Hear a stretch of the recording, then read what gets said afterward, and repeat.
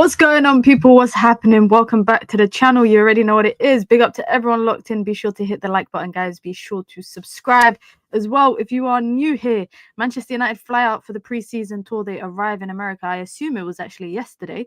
But there's still some transfer news. There's still things happening in the world of Manchester United transfer. So we're going to talk about that. We're going to talk about, obviously, Marcus Rashford announced as a new Barcelona player on loan. And I've seen people wishing him well, and I've seen people wishing that he fails. So, you're always going to get both polar opposites of the spectrum when it comes to certain players at Manchester United. We're going to talk about the slow progress of Outgoings, Garnacho, Anthony. They're calling them the bomb squad, which I think is crazy to call them that. But we could just call them, the players on the transfer list. We're going to talk about the slow outgoings for that. We are also going to talk about the striker situation, because Ollie Watkins today went from being linked to Manchester United to Aston Villa sources downplaying it and saying that he's not for sale. Manchester United have reportedly reached out to Aston Villa for a loan on Emi Martinez, so we're going to talk about that as well, plus a whole load of other stuff happening in the world of football. And also, obviously, you guys have seen the Alexander Isak news. It's been confirmed that Manchester United are not in the race to sign Alexander Isak. So there you go. I'm sorry to break the news to anybody who thought maybe Manchester United could get the deal done. Maybe they could move for a striker like him. But it's been reported that Manchester United are not.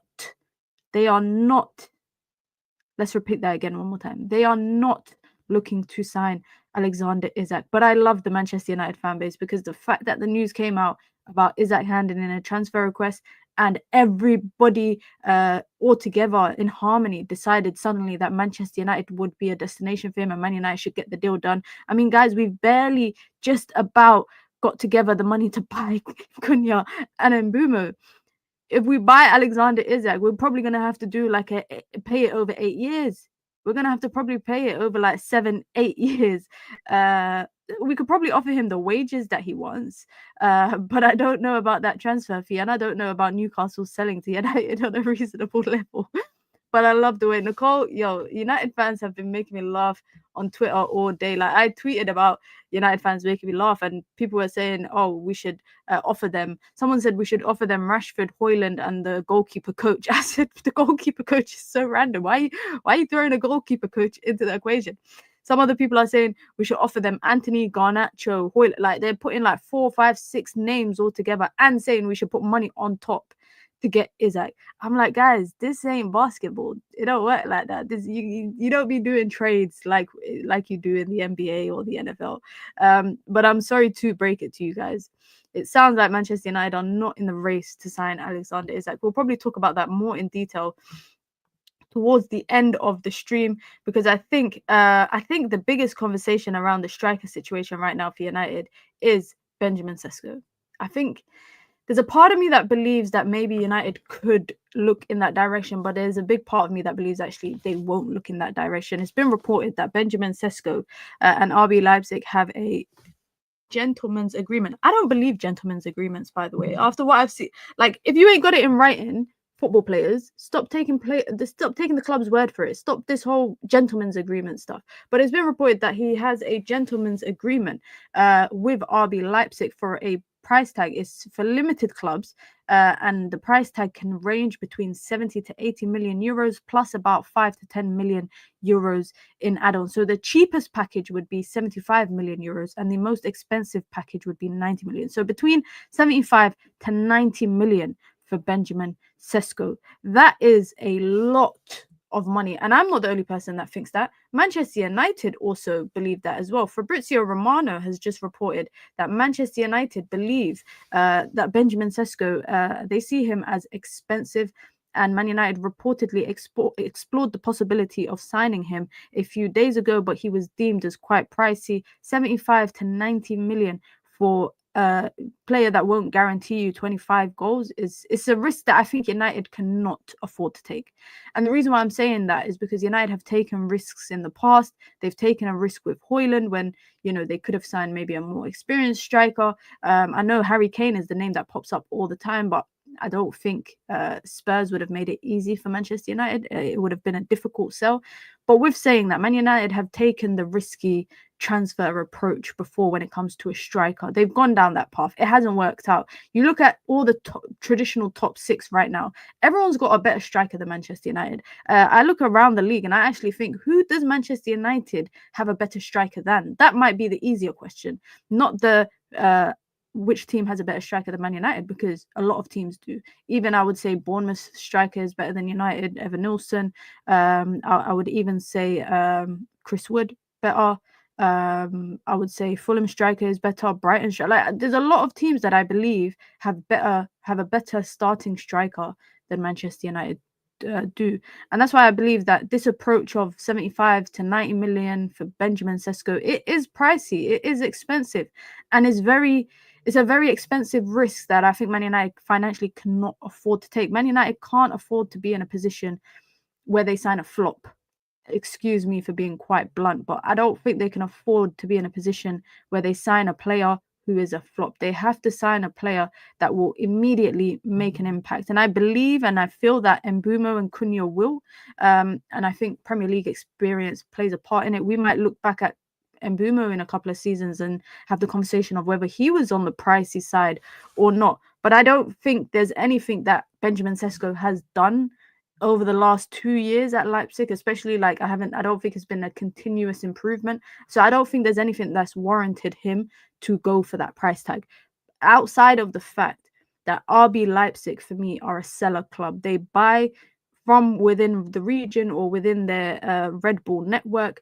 They scout very well when it comes to foreign players in different continents, and they buy to sell. You know, if we were to look at RB Leipzig's most expensive departures, you know, they are all players that have gone for huge fees, and a lot of them have gone, by the way, to the Premier League.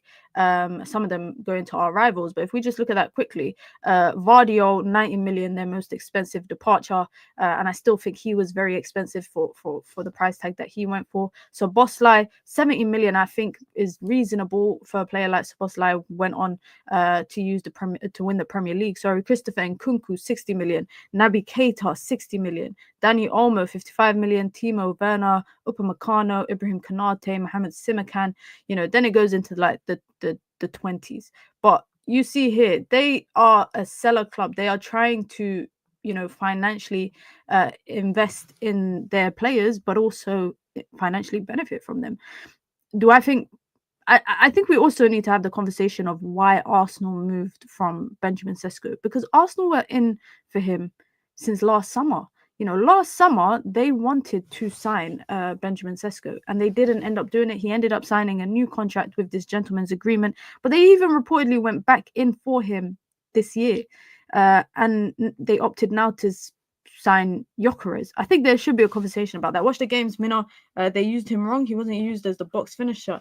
They had him in the Xerxes role. When I've watched Sesko, can I just say, when I've watched Sesko for Leipzig, I don't think he's a striker of the ilk that, you know, back to goal, link up to play. I think his link up play is good, but I think he should just look to basically strike the ball from where he can. Like, that's what I see in him a lot. He takes a lot of shots, number one. Number two, and that's not necessarily a bad thing, because sometimes at United we seem to have strikers that are allergic to shooting. So I wouldn't mind a striker that shoots a lot. But also I think Manchester United need strong physical strikers that can run the channels. If you've got Mbeumo and you've got Cunha, I need a number 9 that is going to work well off of those two strikers, rather than a number 9 that comes in to be the focal point. That's my first point. My second point is I think it's about experience as well. Man United are trying this balance of experience / young, right?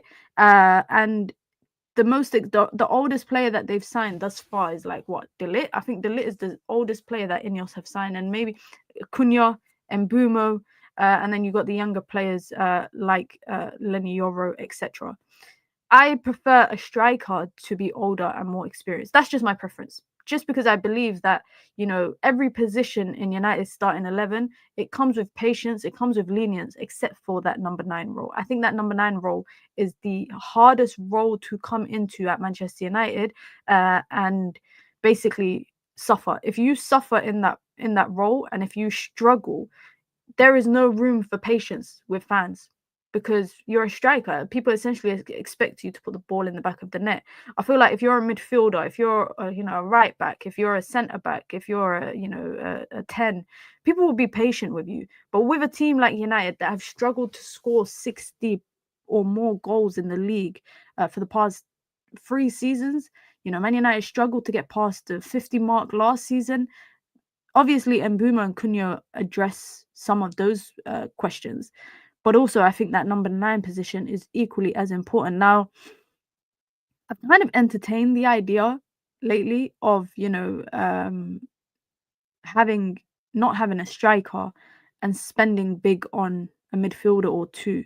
I don't know how likely that is. Now, the only thing that worries me about, United not potentially signing a striker, and that is one of the things that has been mentioned in the last 24 hours.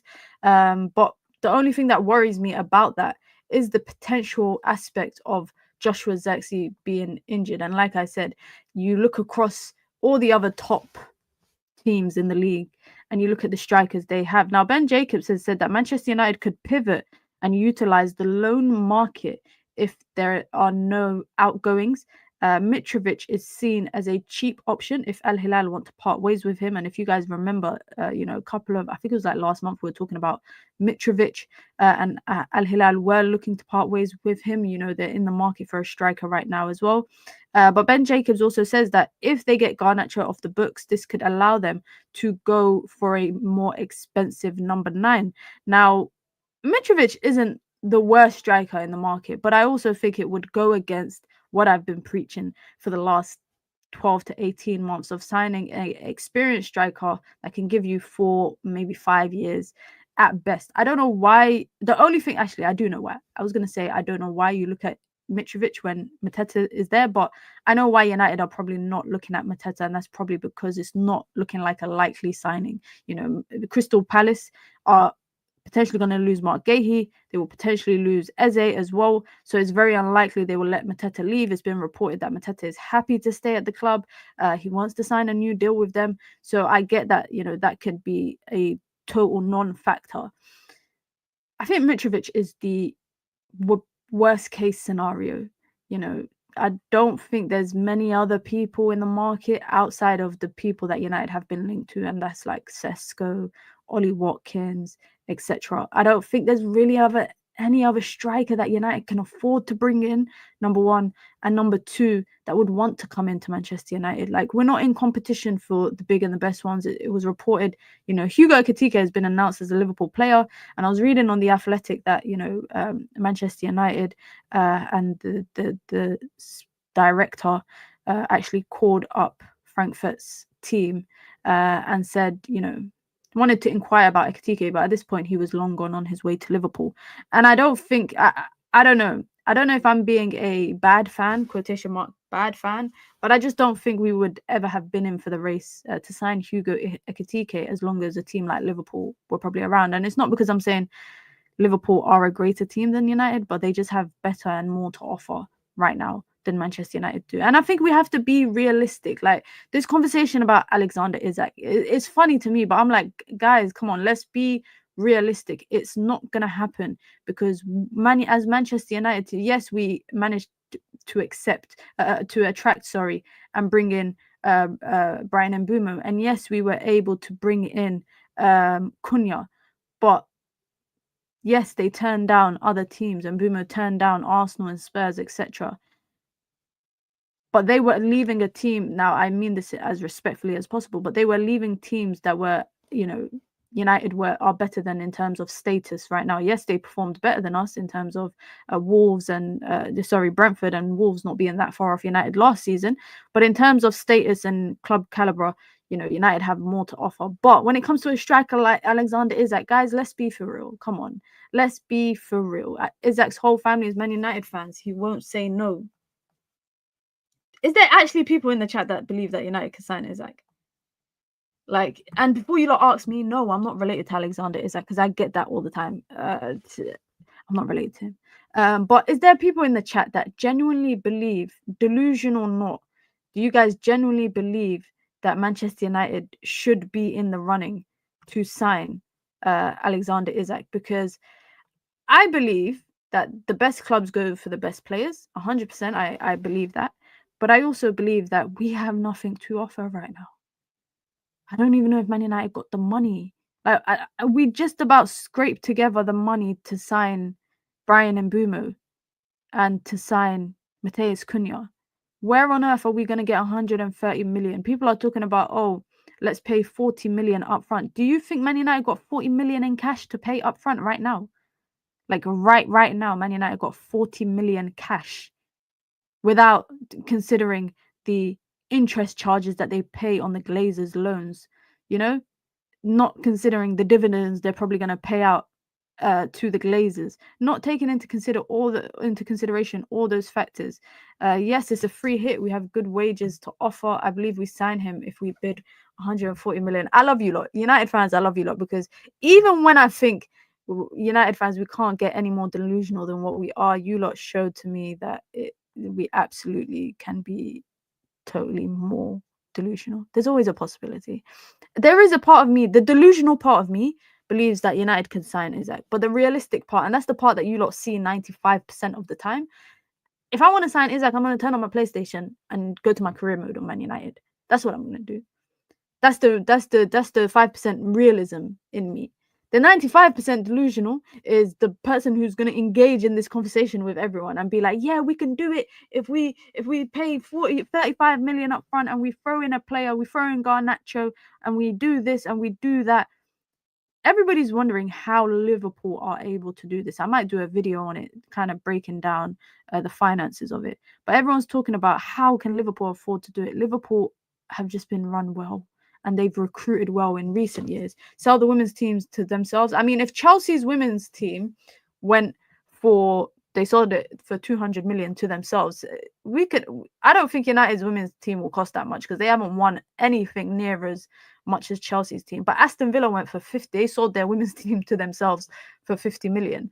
So Man United could maybe sell them for 140 and then buy Isak for 140. All jokes aside, guys, I'm gonna be like, really honestly, I don't see it happening.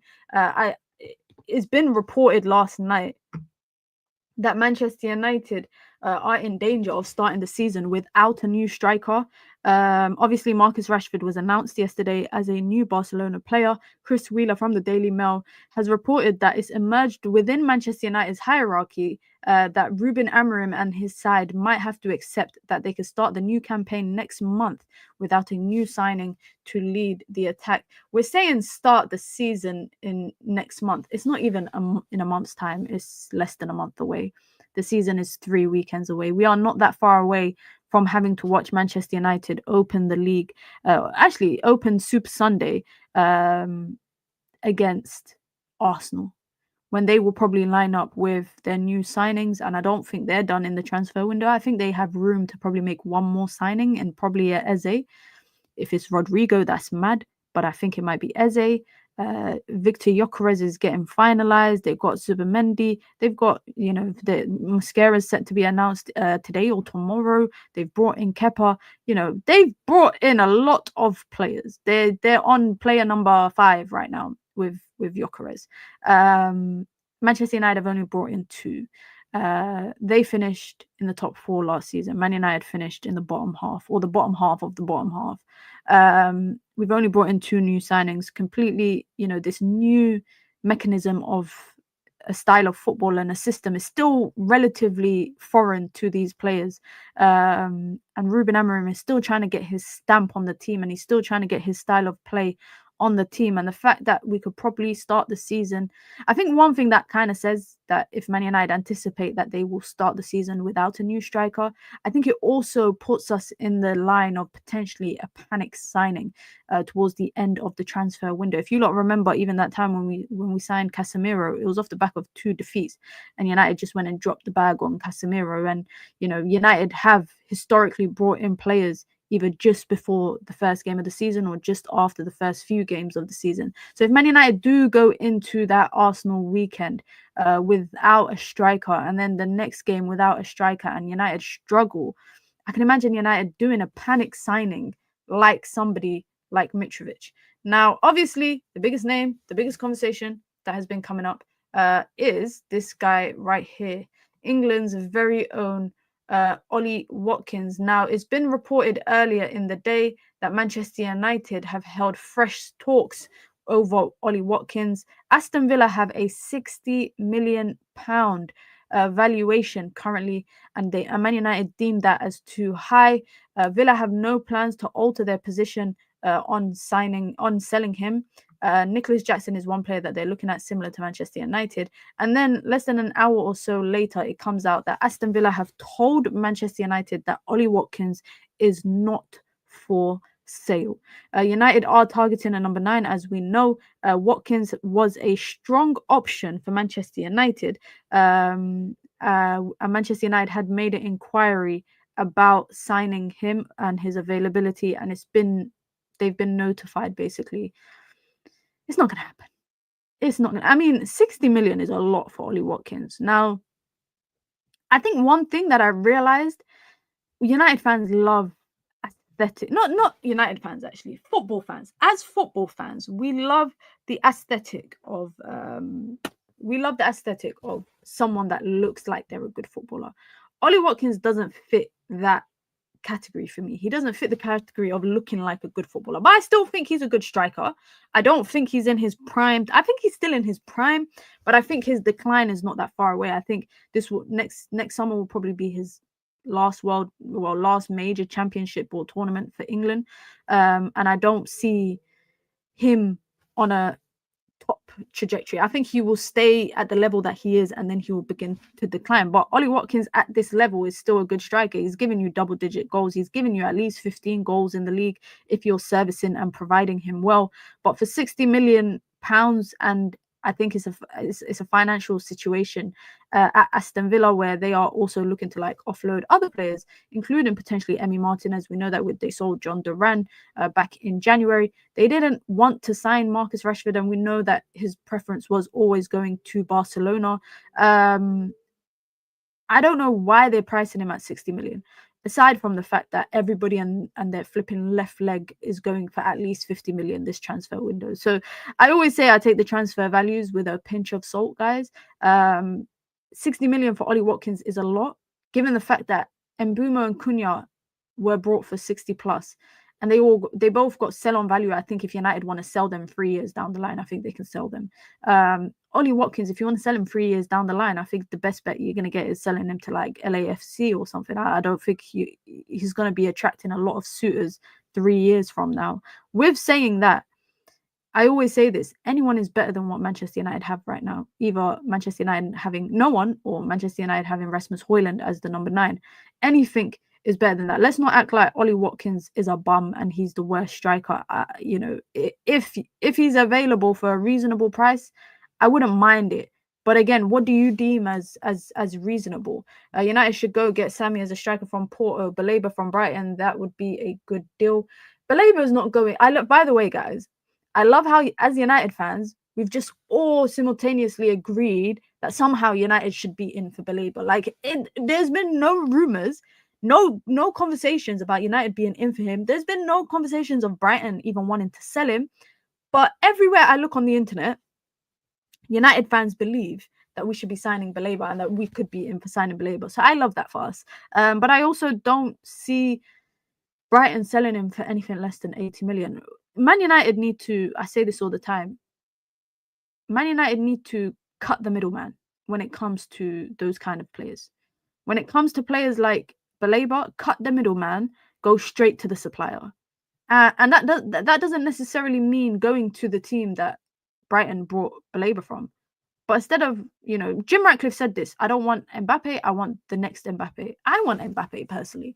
But in this case, I don't want Baleba, I want the next Baleba. So identifying the gap in the market that Brighton seem to always have identified. I don't know who, like, their scouting network is crazy. Are they using Football Manager? What are they using at Brighton that we are not using at Manchester United? But with saying that, Man United's scouts have never been the problem. It's the people that are meant to act on the scouts' recommendations that have been the problem at Manchester United. So with the Baleba situation, number one, I'm excited to see what Sesko Kone has to offer. But number two, I don't see Baleba joining Manchester United. And I don't actually think, and I've said this before, I think I said this on Sky once. I said that I actually think Baleba should stay at Brighton one more year to kind of get the rawness out of his system, because he's still quite raw in his ability. We've seen it when he played against Man United and he got sent off. And I remember saying, you know, before the game, this guy has a red card in him. He's quite raw. He's quite erratic sometimes. And he needs to just get that out of him. But that will come with experience, because he's only in his sophomore year. So it was his second season at Brighton. Season before that, he didn't play that much as he did in his second season. So that needs to happen. But also, Brighton are not going to sell for anything less than 80, 90 million. Kiluch, I like him. I also like Bouadi, I think his name is Ayub Bouadi from Lille. I like him as well. There's another centre mid that I like from Rennes. Listen, I say this all the time. When it comes to midfielders, hold on, let me just bring this up. Midfielders. When it comes to midfielders, I say this all the time. We need to go and shop in League One, League 1. Some of the best midfielders in world football right now has come from the French league. You look at the likes of Chouameni, you look at the likes of Camavinga, you look at historically the likes of Kante. You look at, there's so many great talents of midfielders that have come through the midfielders, that have come through League One. And I think Man United should look to go and sign those. And Africa, yes, true, as a continent, but also I think French establishments, they've got that French football place, I forgot what it's called, but it's like a camp for their national players, and they develop their players very well. England are catching up with it. With St. George's and everything they're doing in the English football system. But this is what the French are renowned for. They have immense number of talent that come through, and they have an immense number of great players in League One. And people treat League One like it's a farmers league, and it's only a farmers league because PSG dominate for so long, and previously when other teams were dominating, people were calling it a farmers league. But if you're talking about talent within the players and in the teams, it's not a farmers league. It's actually not a farmers league. Carlos Baleba is better than Lamine Camara. I agree. Right now he is. Yes. Yusuf, did you think I was going to dispute that? I agree. As of right now, I definitely think he is better, but also he's got a lot more first team experience under his belt. Just on the topic of first team experience, it's been reported that at least 5 academy players are set to go out on loan. Jack Morehouse will be one of them to go out on loan, but also this kid here, Harry Amas, is expected to leave on loan. 3 other players include Ethan Wheatley, Ethan Williams, and Radek Vitek, who are also expected to leave. And I think this might be, I know guys, I don't want to be negative, but I think this might be the beginning of the end. Beginning of the end. Let me come back to that. Because Ornstein just posted. Ornstein has just posted this. Newcastle are exploring a move for Benjamin Sesko if Alexander Isak leaves. I'm mentioning that because obviously he's a name that has just consistently popped up for Manchester United. Apparently a deal is not, the deal is challenging from a financial perspective, and he's been of interest to Newcastle for a long time, and he's a number 1 target should Alexander Isak depart. I think the general consensus is Alexander Isak is gonna leave. Yeah, I think that is the 100. I think there's no way for. I said this in the video that I dropped. Make sure you lot check. I'm going to shamelessly plug it now, but make sure you lot check out the video that I dropped earlier this afternoon on Alexander Isak. But I don't think that there is a world in which Newcastle and Alexander Isak peacefully coexist next season, knowing that he wanted to leave this summer and he handed in a transfer request. I just don't see it happening. I think it's best for both of them for him to leave rather than having an unsettled player in the camp. But that just tells you lot that we're pissed. We got no one. I might have to, guys. I got. You see these boots here. You see these boots here. I might have to lace it up. It's just for decoration. I might have to lace it up and go up front for Manchester United at this rate, because there is, you know, how we are being, I don't know if you lot remember, the beginning of the transfer window, we were being fed information by these reporters that, oh, Manchester United envision a front line with Joshua Zirkzee. Oh, Manchester United believe Rasmus Højlund can turn it around if they don't get a strike. We were being fed these narratives, I think, to potentially prepare us for either a bad striker coming in, or a less favorable, let me not say bad, a less favorable striker coming in, or it's preparing us for no striker coming in. And I'm not kidding you guys. I'm not kidding. It is a failure, I think, for Manchester United if they look at the fact that United scored 44 goals last season, and yes, they added Mbeumo, yes, they added Cunha, but they continue with Rasmus Højlund. I think, number one. Number two, it's unfair also, I think, on Chido Obi's development at Manchester United. He's not going to carry the burden of being, you know, the second striker. He's probably going to be the third striker. And he needs a striker to learn off.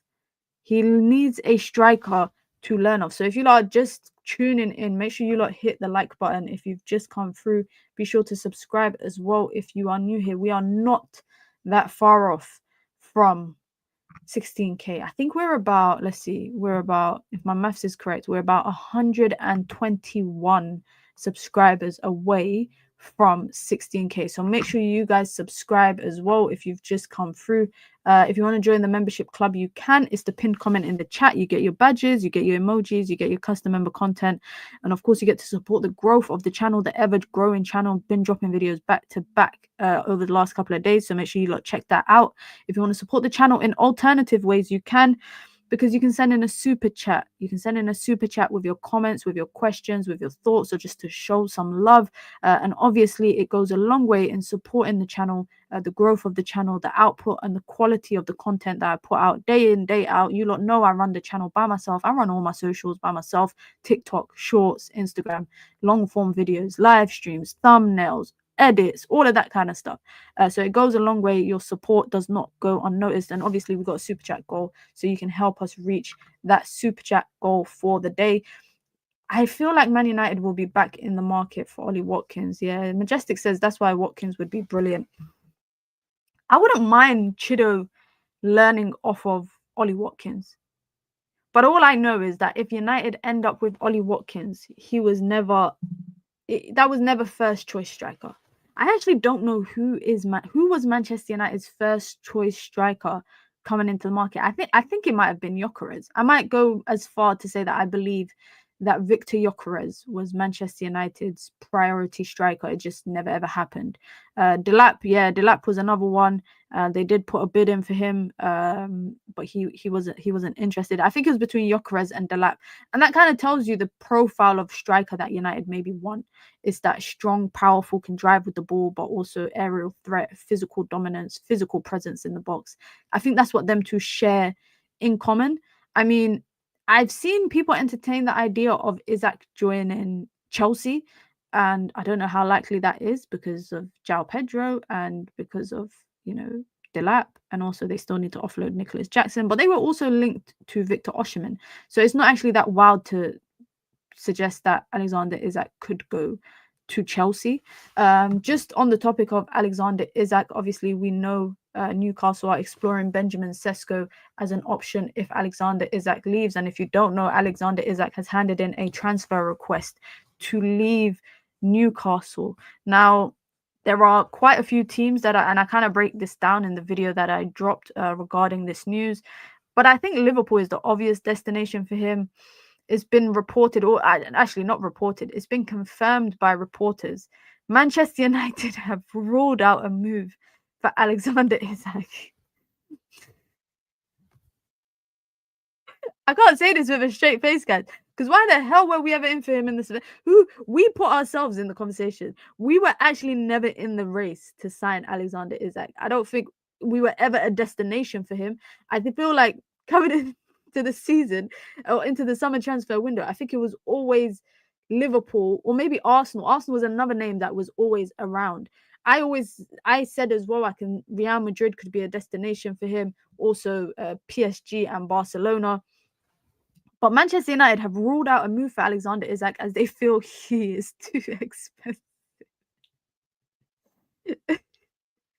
If Ineos get Isak, I forgive them. The reason why I don't think Ineos would ever buy Isak, guys, is because I believe Jim Ratcliffe would sit in his boardroom and say, I don't want Alexander Isak, I want the next Alexander Isak. So now they're going to have to go to Stockholm, they're going to have to go to Rinkeby in Sweden and go find the next Alexander Isak. Because Jim Ratcliffe would never ever buy. Like, I can't see it happening. Honestly, I could, if Ed Woodward was still at Man United, I could say, you know what, guys, 50% delusion, 50% faith. I could see it happening because Ed Woodward is the kind of guy that paid Harry Maguire's transfer free entirely up front. You know, I could see him doing something like that just to put United back on the perch that they have, that they used to be on. I just don't see it happening. Mina, don't laugh. It's depressing, genuinely. I'm laughing at the fact that I'm not laughing at the fact that United are not in for Isak. I'm laughing at the fact that why were we ever in the conversation? And like I said earlier, I don't know if that's me. I'm not being negative, guys. I'm trying to be a realist.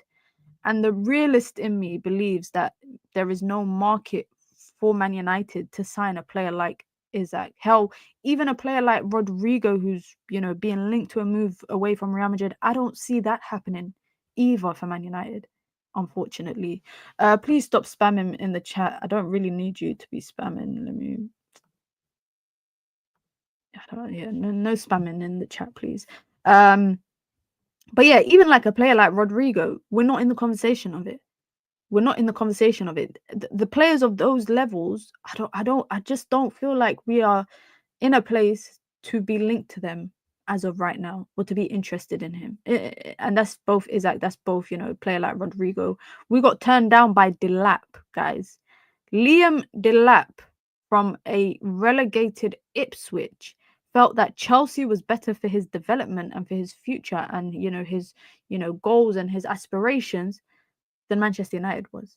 This is a guy that got relegated, and yeah, he's a good player, but he's played a couple of seasons of top flight football, one season at the top flight Premier League level, then a couple of seasons of first team football, and he believed that United was not a destination for him. So if we could get rejected by a player like Liam Delap, why would we ever kind of have this conversation of Isak joining? Isak said his dream is to play for United. Ekatike apparently is a United fan too. But what happened there? What happened there? Isak, for me, you know what my ideal situation is? I want him to go to Real Madrid. I want him to go to Real Madrid. I want Vinicius to leave Real Madrid. No, I want Mbappe to leave Real Madrid. And I want Vinicius to stay at Real Madrid, because this saga between Vinny and Mbappe is interesting. I don't think both of them can coexist. But I think both of them could play well with a number 9.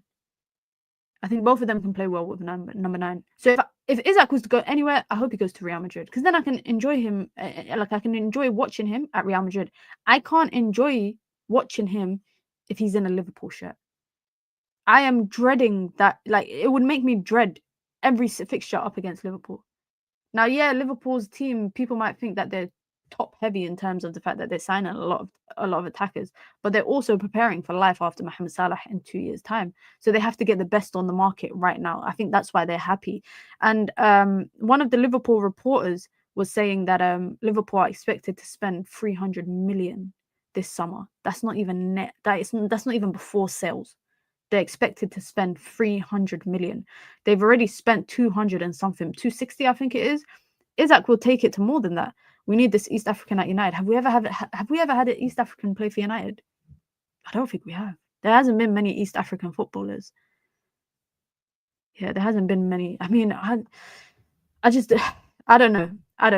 I don't even know why we're actually even entertaining, guys, this conversation. Let's get back to the conversation about these young players going out on loan. So 5 or more young players at Manchester United are expected to leave on loan, including this guy here, Harry Amas, Ethan Wheatley, Ethan Williams, Radek Vitek, and also Jack Morehouse. All 5 of them are expected to leave on loan. And I actually think this might be the beginning of the end of Harry Amass's time at Manchester United. Hasn't really got into a rhythm at Manchester United in terms of trying to get into the first team. And I think, and the reason why I'm saying that, I think it's the beginning of the end for these players. I think Ethan Wheatley he's not Manchester United level. I think they should just sell him. But the thing is that every player that comes through Man United's academy doesn't have to be a player for Man United's team. Like, they don't have to be a squad player, number one. Number two, Man United's probably biggest asset and biggest achievement is how many players that they've produced that play across many different top flight leagues in Europe. So many different ones. You can go to you could go to Slovakia, you'd find a player that came through Man United's academy there. You could go League 1, League 2, you could go to any league in Europe and find a Man United player, academy player from there. And that's what they probably take pride in, and there's no harm in that. I think Harry Amass's time is up at Manchester United, especially with Diego Leon coming in as well. We've got Patrick Dorgu as well. Obviously we've got Luke Shaw as backup, but you never know what you're going to get from Luke Shaw, so let's not hold our breaths there. And I think Harry Amass he'll do well with this loan spell, some time away to play football. I would like to see him play. Like, I really liked Ethan Laird when he was at QPR. I think under Bill, he really progressed well until Bill left.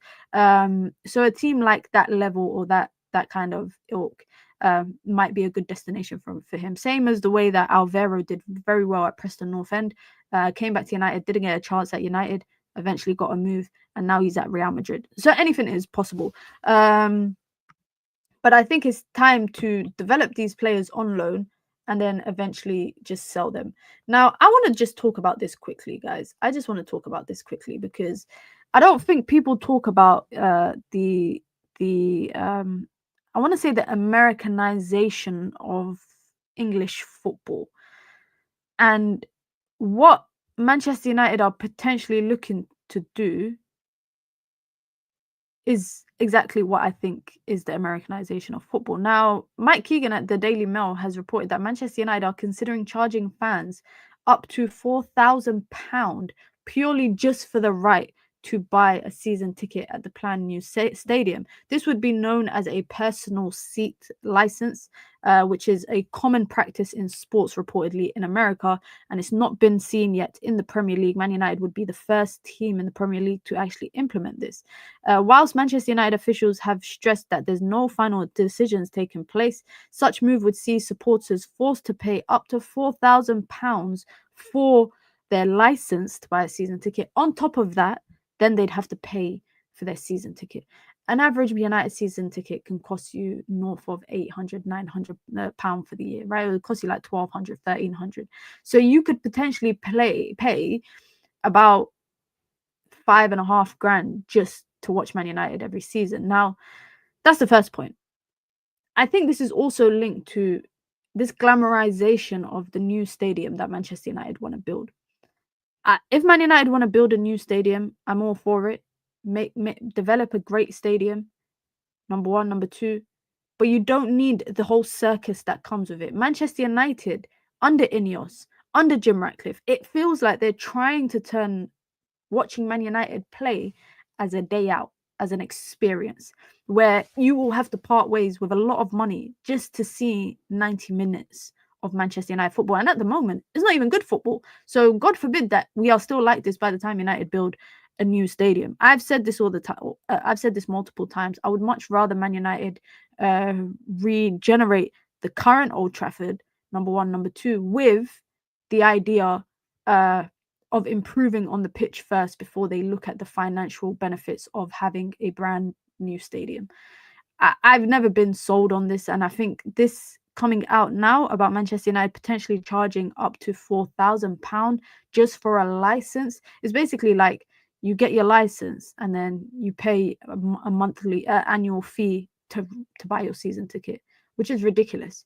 And that's why I say it's the Americanization. Look, what is similar to what Todd Bowley is doing at Chelsea, or reportedly what he was looking to do at Chelsea before the fans kind of uprised against him. But I just don't like it. I really don't like it. And it doesn't sit well with me. I don't have a season ticket at Old Trafford. I wish I did. But I do go to Old Trafford about 6-7 times in the season at best. And it's already expensive. I was looking at tickets for the Arsenal game. And even as, just a standard ticket, it's going for 90, 80, 85, 95 pound. I remember buying Man United tickets for £45. Fans will get priced out of going to games soon, and then as a result, it will become predominantly hospitality. It will become predominantly the wealthier people. It will become predominantly people that are not necessarily Man United fans, but want to have a day out. Look what a new stadium has done for Spurs. It's definitely a smart move to build a new stadium. I'm not saying it's not a smart move. I'm just saying that I don't think it should be the biggest priority for United, because someone's going to have to pay for that new stadium. Someone is going to have to pay for that new stadium. To an extent, Man United will probably finance some of it, but they will have to find a way to get investors. And we are living in la la land if we believe that United are going to fork out billions to build a new stadium with different collaborative efforts of investors, and somehow fans are not going to have to deal with the repercussions financially of the cost of the stadium. I think we're very delusional to believe that would be the case. So I'm just saying, I think they say it in Game of Thrones, brace yourself, guys. It's going to be a cold winter, not literally, but countries should never allow what we allow here. Rich people run the show, and Americans are just like, okay. I mean, I saw a Super Bowl tickets going for like $20,000-$30,000. I saw NBA final tickets going for $10,000. It's crazy to think that people get priced out of going to watch the team that they like because they cannot afford it. And I don't think football fans are the same as NFL fans or NBA fans. I think with the NFL, and I can't wait to go to America, guys, to go to an NFL game, by the way. I've been to NFL games in the UK, but never in America, because it feels like NFL games in America, it's a day out. Man United games, if Man United are playing at 4:30, I'll probably get there 3:45. Yeah, probably I'll get to the stadium 3:45, chit chat with friends outside for about 15-20 minutes. I'll get to my seat about 4:15.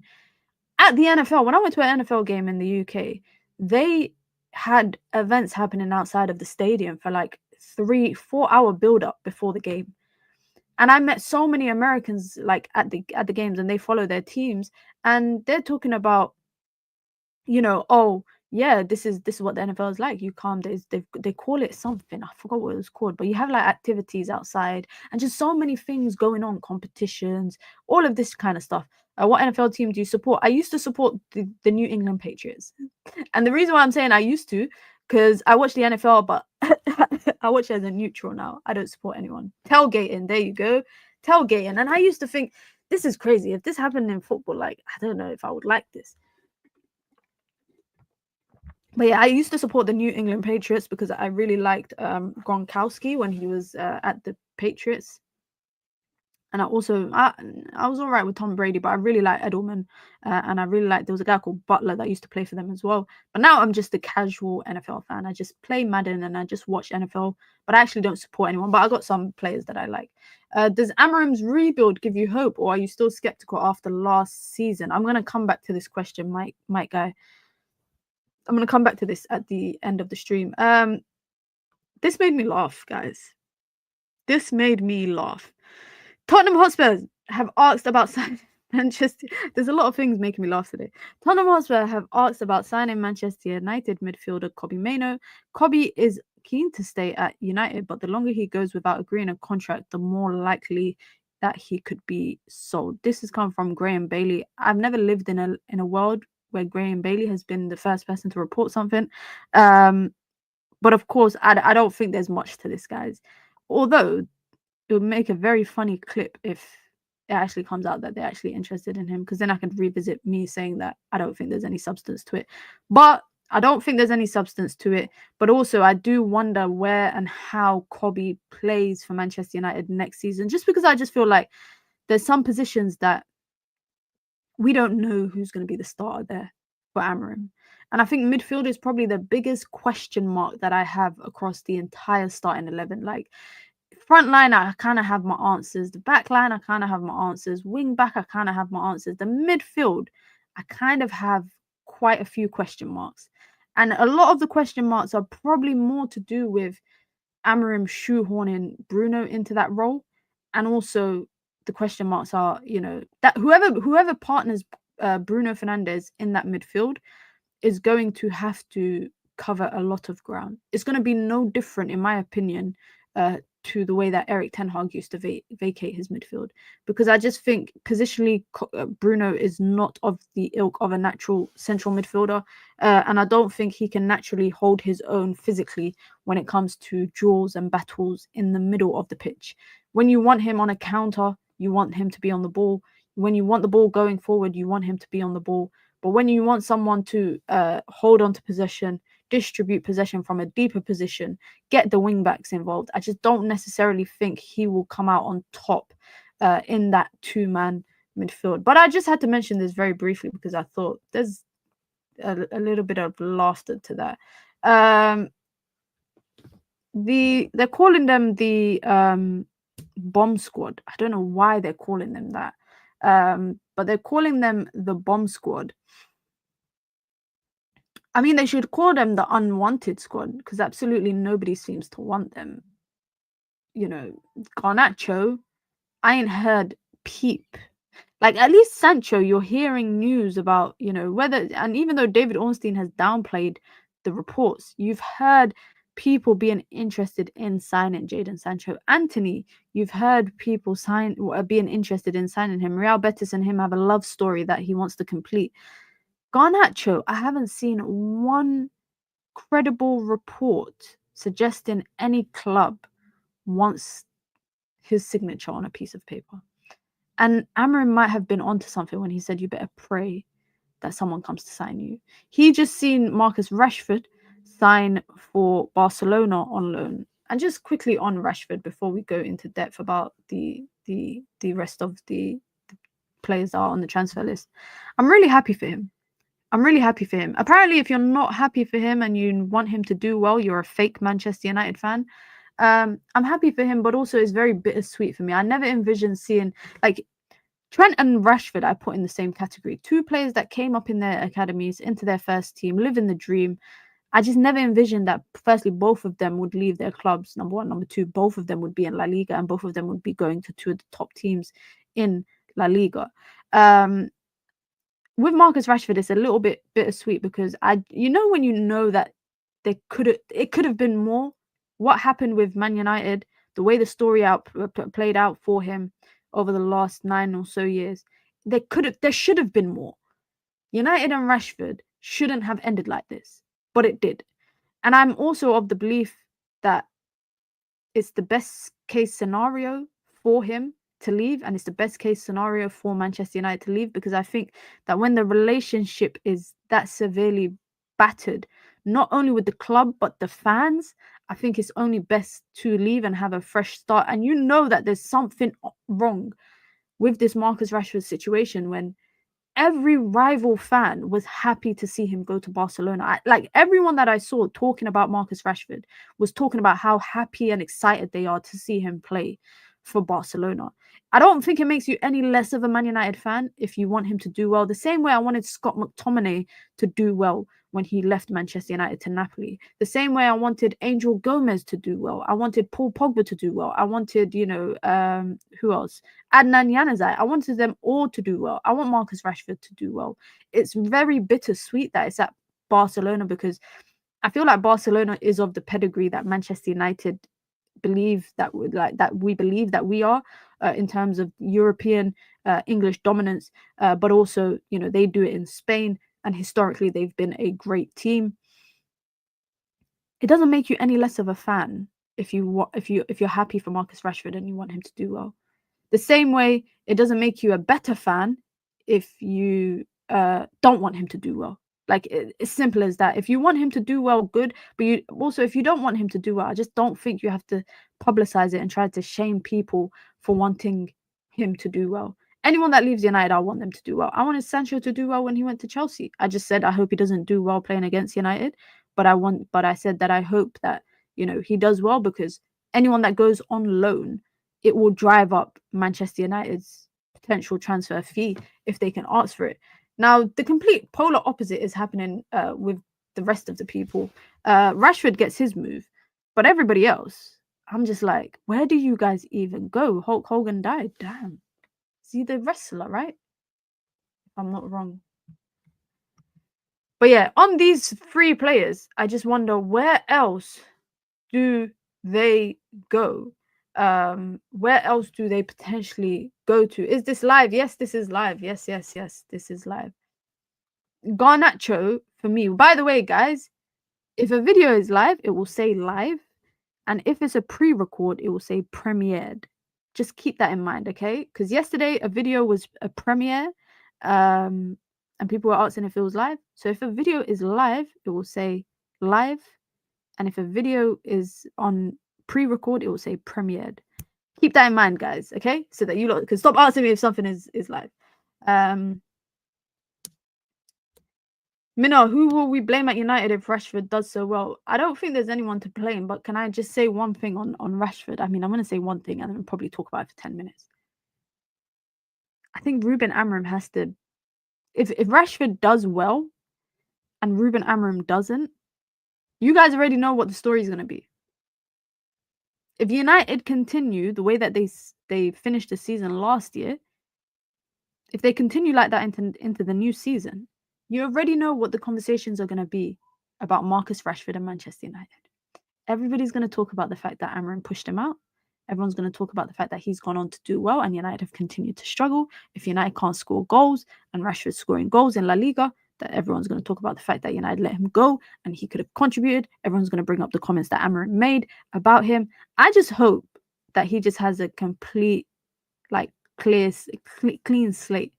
Don't think about United. Yes, one thing I will say is in La Liga, in La Liga, I think they are a lot more lenient.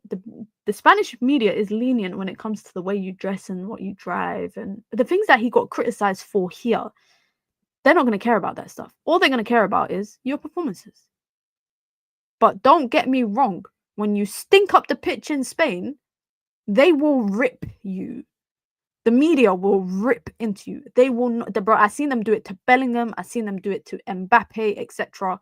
But Rashford will just get criticized for his football. That's it. If he doesn't perform well, he'll just get criticized for the way that he plays. And someone in my video that I dropped pointed out something very interesting. They pointed out something with Aubameyang and how they didn't care about Aubameyang and the way he dressed and what he wore and what he posted on social media, etc. They criticized him in Spanish media and the fans just for his performance. Everything else, not their business. So I think that will do him good. But in terms of if he does well and United are still struggling, there's going to be some long conversations to be had about the way that Manchester United have dealt with this situation. Just quickly on the striker conversation, Samuel Lockhurst reporting that Manchester United sources do not expect to explore a move for signing Isak. Guys, can we just end it there? Okay, that is the third journalist that has confirmed that United are not in to sign Alexander Isak. Okay. Another source reported that there was absolutely no chance for Isak to join Manchester United. The 2 options that have possibly emerged for Manchester United is Ollie Watkins and Jean-Philippe Mateta. Bring. If it's Mateta, bring. I love how you lot fully believe, yeah, that... I love it. You guys are so funny, man. You guys actually believe this is just this, yeah, it's a smoke screen.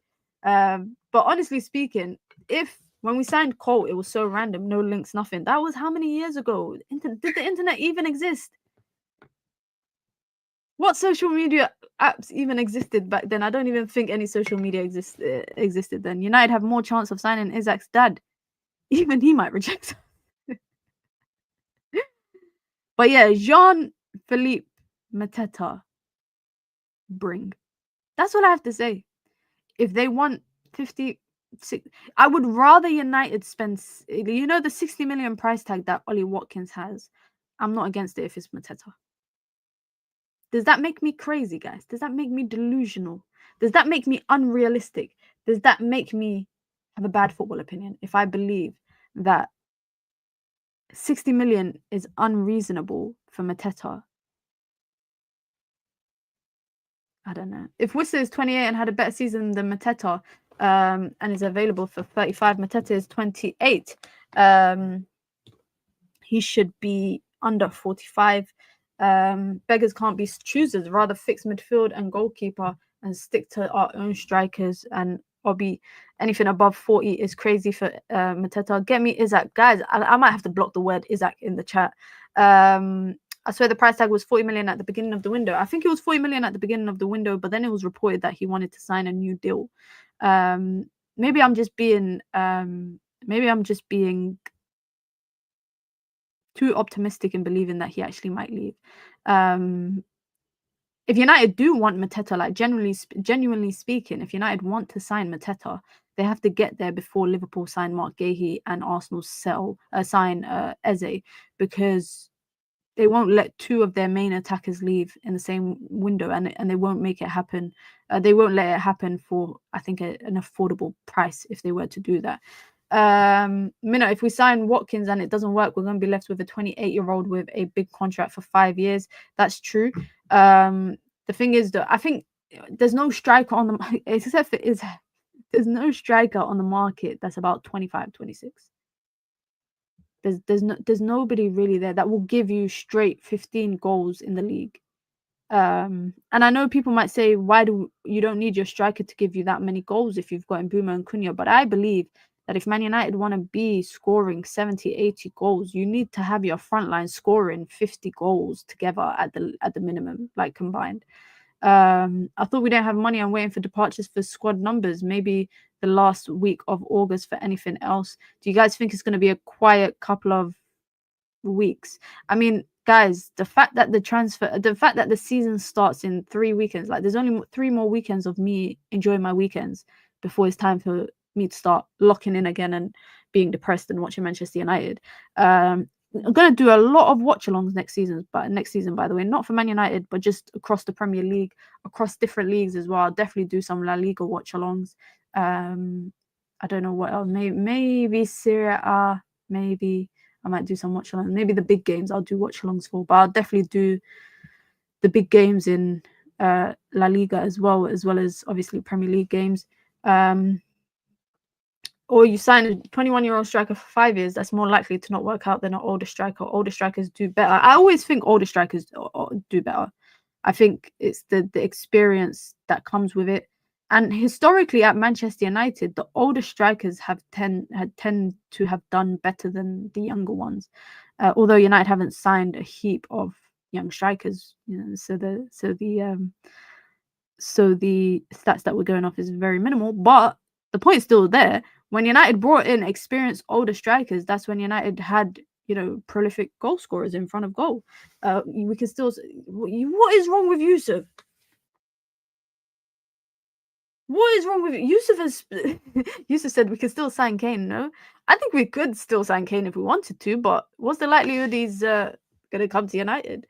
I did believe though when Kane left Spurs, I thought, you know what, maybe he's going to leave for a couple of years and then come back to the Premier League with a chip on his shoulder of breaking the record, the Alan Shearer record. Big up MYS with the super chat, and thank you for the super chat on the premiere yesterday with the show with Alice. I appreciate it. It says, blessings to Rashford, start fresh, be humble and carry yourself more professionally. F the racist media, you've helped a lot of kids, God bless. That's a good message. I hope Marcus Rashford sees that. Big up for the super chat. I appreciate it. Thank you so much.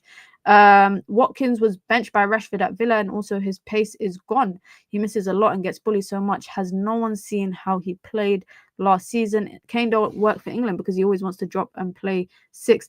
I mean, he was doing that even at Bayern Munich, and I remember Bayern fans were annoyed with him in the first season, because he kept dropping deep, and chances were, why are kids just screaming outside? Like, I don't get it. Play outside? Yeah, you can play. I think it's very good for kids to play outside in this weather and not be indoors during the summer holidays. But why are you screaming? And it's not even just one scream. You're screaming for 30 seconds straight.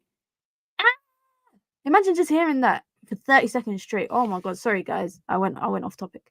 But yeah, I remember Bayern Munich fans getting really frustrated with Harry Kane because he kept doing that whole dropping deep gimmick of, you know, trying to link up the play, and when opportunities were landing to him, nothing was happening because he wasn't in the right position.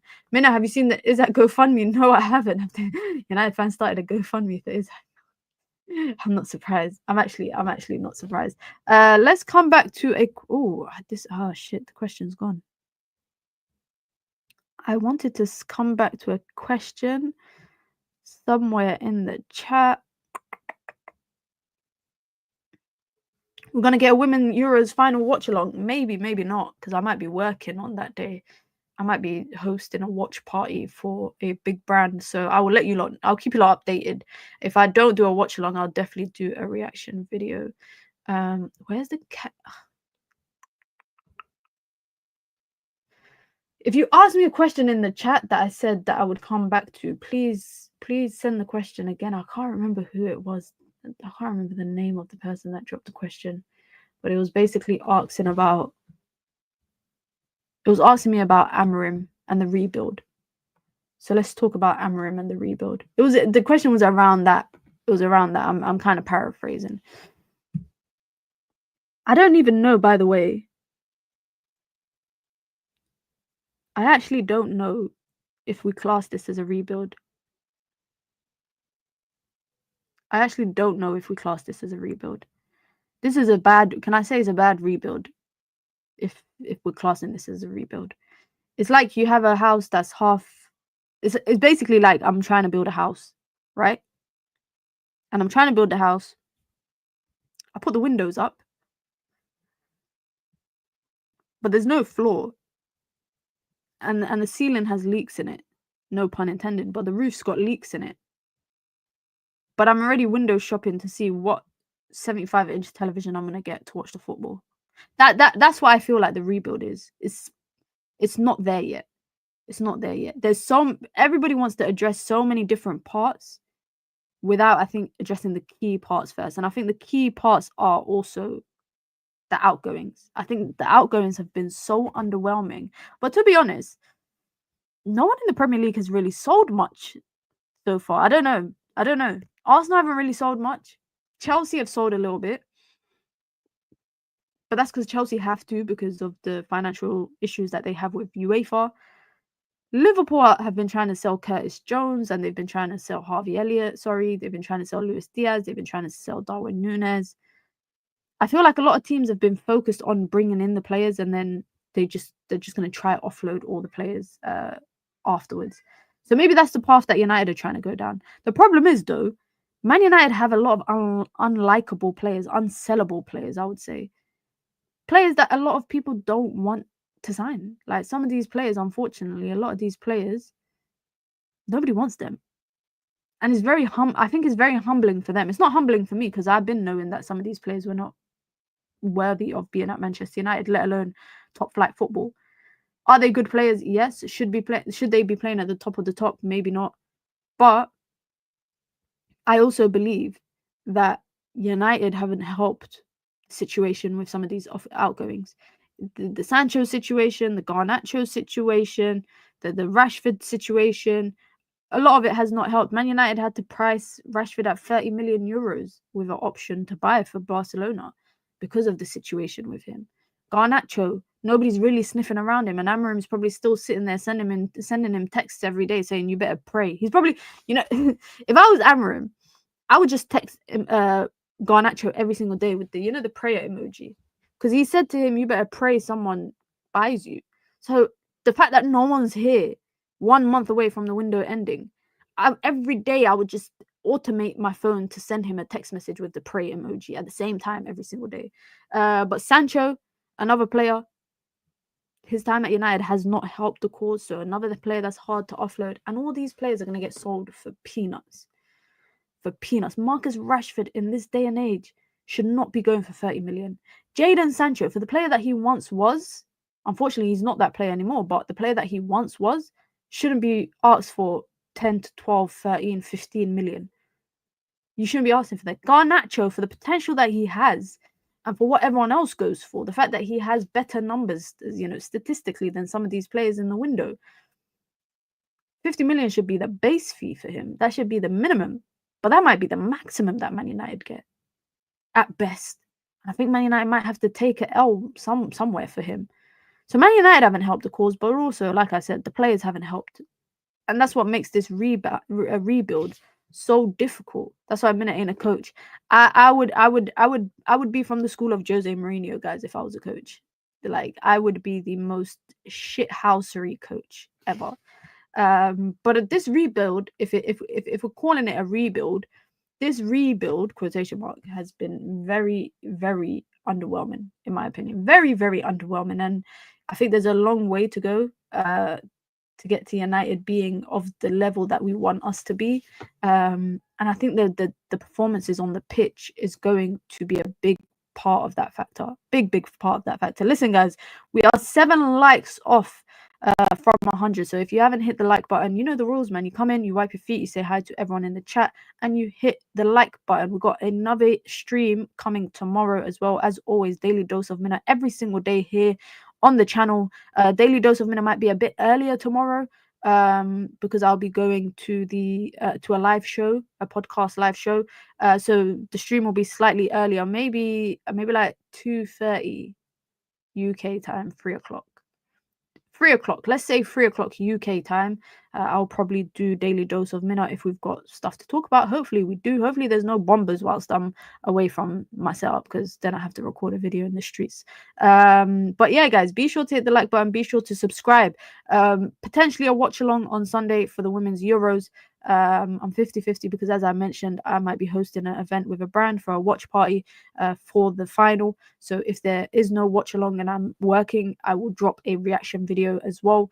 But obviously we're dropping videos every single day. And guys, I'm posting on TikTok. You see here, look, all of my socials, everything is the same, at Minna Football: Instagram, TikTok, Twitter.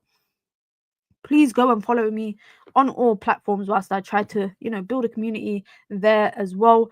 Just dropped a video earlier this afternoon about Alexander Isak. I spoke a little bit about Man United, so make sure you lot go check that out. Show the video some love. It really helps with the algorithm. And yeah, if there's any breaking news between now and tomorrow, you lot know I'll either be live or I'll drop a video regarding it. So hit the like button on your way out. I hope you lot have a wonderful evening. Nothing's really changed in the world of Manchester United. But yeah, guys, I'm out. Have a good one. Peace.